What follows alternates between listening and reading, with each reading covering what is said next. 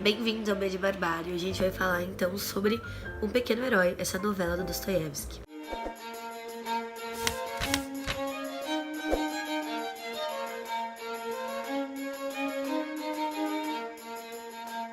Bom, pessoal, é o seguinte, Um Pequeno Herói foi uma novela que eu não gostei, e mesmo depois da live da professora Raquel, eu continuei não gostando. Eu vou falar um pouco pra vocês sobre ele, mas já adianto que não vão ser muito positivas, né, as minhas impressões, mas eu vou falar um pouco mais sobre a obra e sobre o contexto dela na vida do Dostoiévski, porque eu acho que essa é a maior importância da obra. Para começar, nós temos mais ou menos ali 5 personagens principais, que é o casal Senhor e Senhora M. A gente tem a beldade loira, o jovem pálido e o narrador. Nenhum deles tem realmente um nome, o que mais se aproxima disso é o casal, né? Senhor e Senhora M. E por que isso? Porque o Dostoiévski escreveu esses personagens como alegorias. Eles representam um tipo humano e não uma pessoa. Eles representam uma booktuber e não a Bárbara. E é assim que ele traz essa identificação, retirando então os nomes. Outra coisa muito bacana que eu não tinha reparado, mas que a Raquel pontuou muito bem, é que esse é o primeiro romance que vai ser ambientado próximo a Moscou e não a São Petersburgo. E essa ambientação vai ter uma diferença mais pra frente, mas a gente já conversa sobre isso. O nosso narrador, então, é um personagem de mais ou menos 11 anos. Ele vai contar a história em primeira pessoa, assim como a Nietochka fez no outro livro. E assim como a Nietochka também, ele é um personagem criança. Então, nos dois casos, na Nietochka e no Pequeno Herói, foram os dois casos exceção na obra do Dostoiévski, com relação à idade dos personagens e a pessoa em que foi escrito. É muito importante lembrar que esse livro foi escrito em 1849, enquanto ele estava preso. E aqui no final do livro, a gente tem um pós-fácil feito pela tradutora Fátima Bianchi, que traz as cartas do Dostoiévski na prisão, conversando com Mikhail e colocando esse livro dentro da história da obra do Dostoiévski. E o que acontece? O Dostoiévski foi preso por motivos diversos, né? Por ir contra o governo vigente de forma geral, mas o principal motivo era porque ele era favorável à libertação dos servos, né? E um dos motivos pelos quais ele foi preso é que ele era favorável à libertação dos servos. E isso vai contra o establishment, né, da época.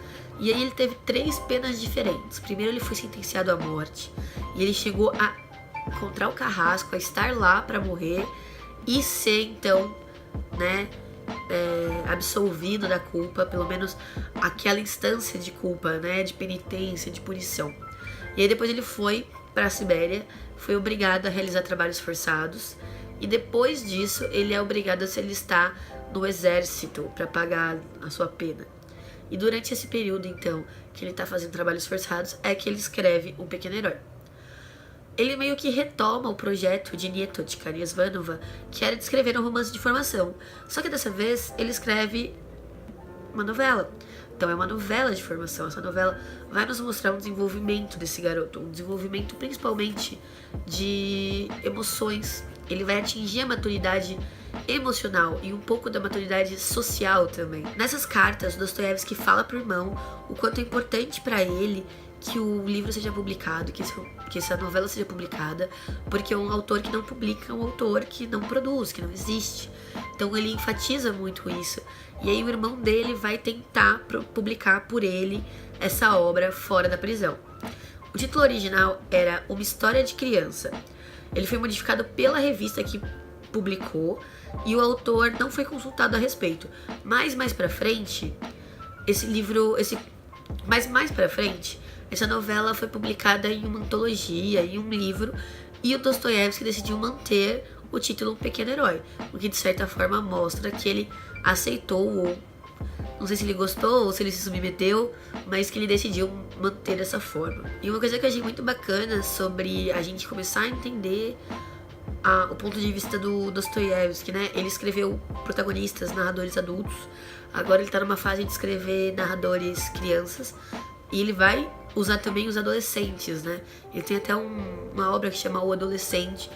E o legal da adolescência é que aparentemente ela é uma coisa muito importante na obra do Dostoiévski, segundo a professora Raquel. E ela também representa um lugar, porque na adolescência você não é maduro o suficiente para ser um adulto e ter responsabilidades, e você também não é imaturo o suficiente para realizar certo tipo de atividade.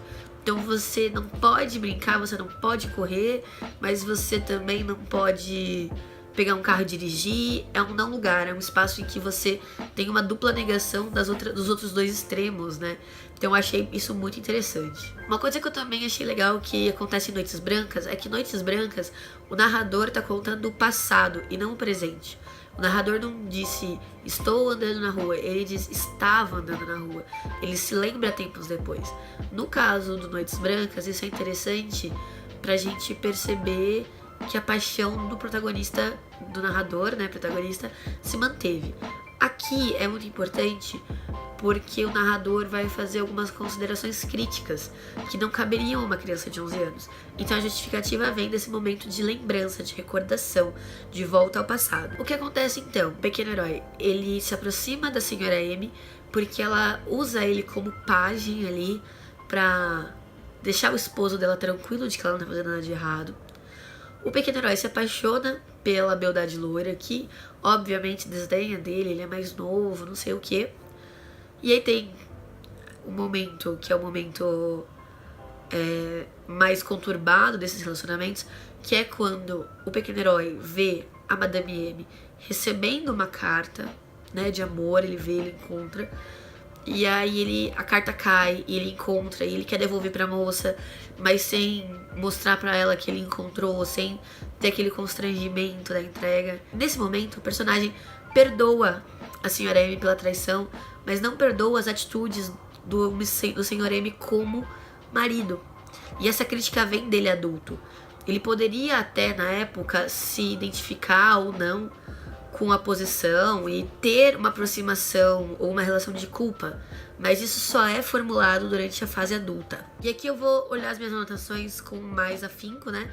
Que antes eu tava só dando uma coladinha aqui nos dados, mas esse livro também traz uma crítica a Turgenev, porque pro Dostoiévski o Turgenev era muito europeu, ele queria trazer a modernização europeia para a Rússia.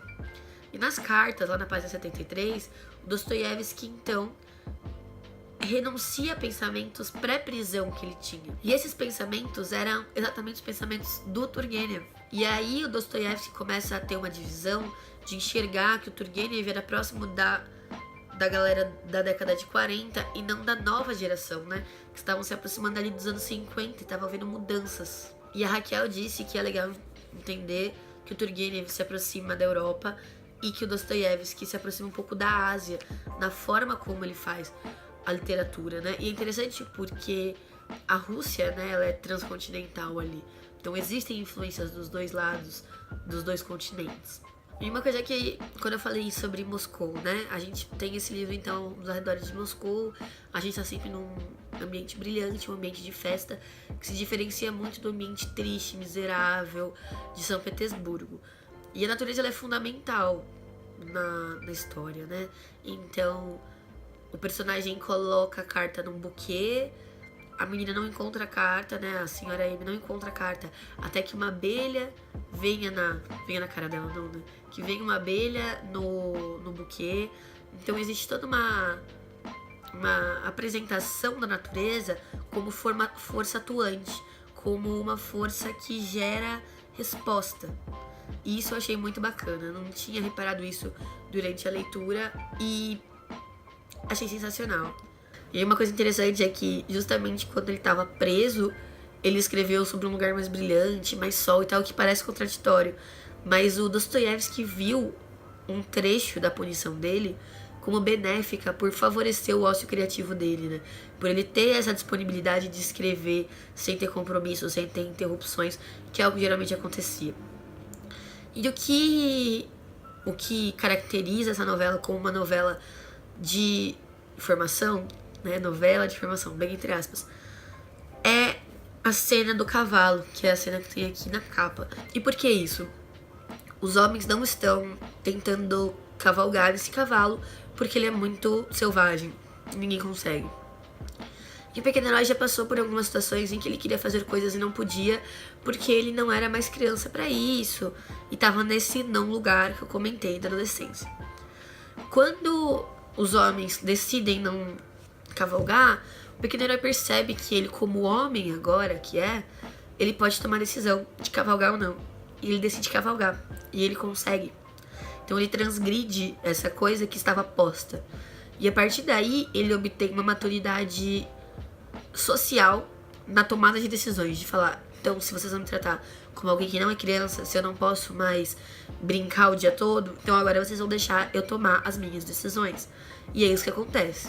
Mais pra frente, ele também acaba tendo a maturidade romântica e sexual despertada e meio que assim, selada, quando ele chega a beijar, né? Ele chega ao beijo do final. Que assim, é uma coisa bem sutil, é bem delicada, o beijo do final da história.